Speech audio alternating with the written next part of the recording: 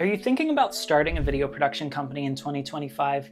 Now, before you quit your day job, drop thousands of dollars on gear, and call yourself a business owner, let's have a chat. I'm going to give you the truth up front. It's not just about the gear or how talented you are behind the camera. The real key is how you run and market your business. This is where people get caught off guard. They leap into it thinking that they'll hit the ground running, only to realize how much work goes into landing clients. If you're not actively building a network, you'll get smacked around a bit before realizing that relying on gig websites is a fast track to failure. In this video, I'm going to break down exactly what I do if I were starting from scratch today, step by step, so that you can build a successful video production company from the ground up. Whether you're just starting or looking to scale, these strategies will set you up for long-term success. First things first, get started now. Don't wait for the perfect camera, portfolio, or think that you need to know everything. You can upgrade your gear and skills later, but you can't make up for lost time. When I started, I shot whatever I could, free work, low-cost projects, just to get the experience and build a reel. Experience is more valuable than fancy gear in the beginning. Get early projects under your belt and learn by doing. Now, I'm not advocating for working for free all the time. If you're just starting, find ways to trade your services. When someone has skin in the game, they'll value your work even more. One of the most creative deals that I made when I started was trading my services for equipment. I pitched my client the idea. They'd buy the gear, and I'd make X amount of the content, and it worked. That deal earned me $10,000 worth of camera gear, lighting, and more.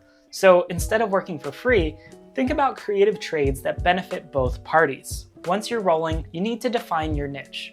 It's tempting to want to shoot everything, weddings, corporate videos, music videos, but trust me, you need to specialize. A corporation won't hire the wedding guy, and newlyweds won't hire the real estate guy. If I were starting in 2025, I'd focus on one area where I can become the go-to expert. Specializing helps you refine your skills, and it makes it easier for clients to understand what you offer. You can always pivot later. When I started, I thought that I'd be the wedding guy. I convinced my first client to trust me, even without a portfolio, and I'm still friends with them today. After a year or two though, I realized that weddings, they're not for me, and that's okay. The key is to build a portfolio in one niche to start.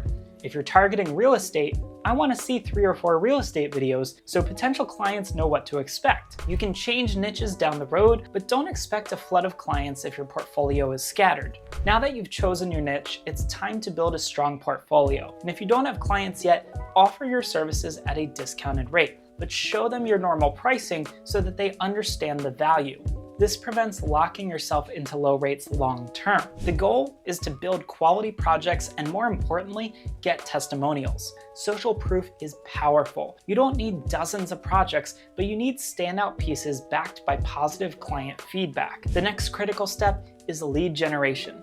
I always teach this. Clients won't just knock on your door.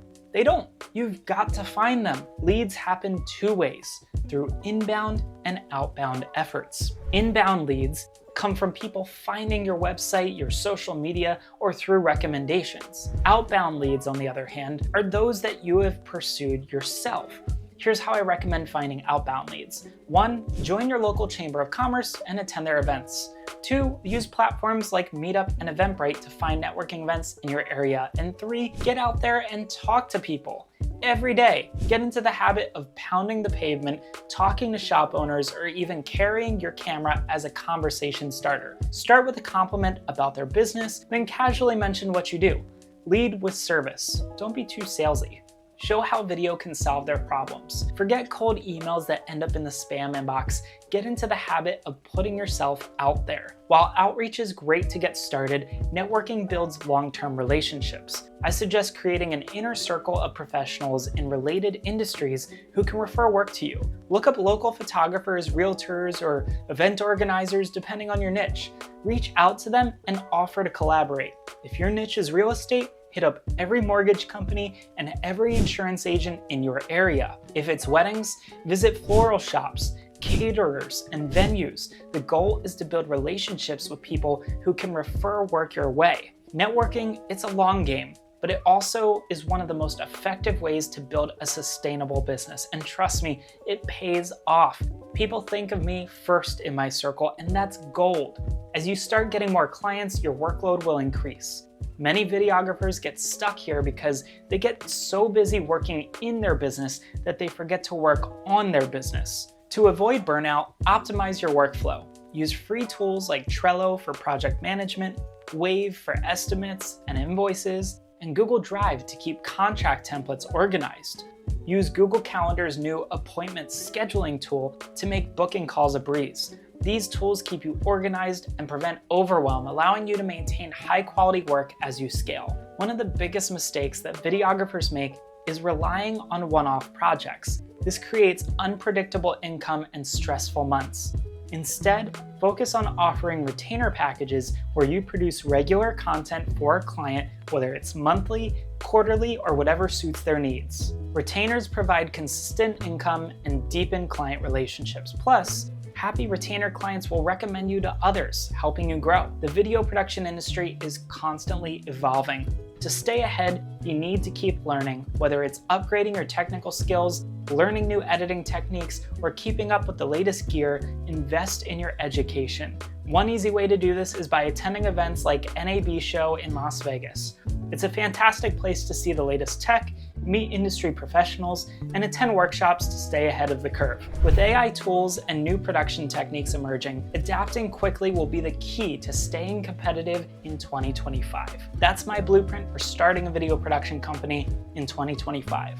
Start now, specialize, build a portfolio, network, and optimize your workflow. If you follow these steps, you'll be well on your way to a sustainable and successful video business. If you have any questions or want to know more about these steps, drop a comment down below. I'd love to hear where you are in your journey. Don't forget to check out my free pricing calculator tool down below if you need help figuring out your rates. And of course, hit that subscribe button for more tips just like this. Let's make 2025 the year that you crush it in your video business.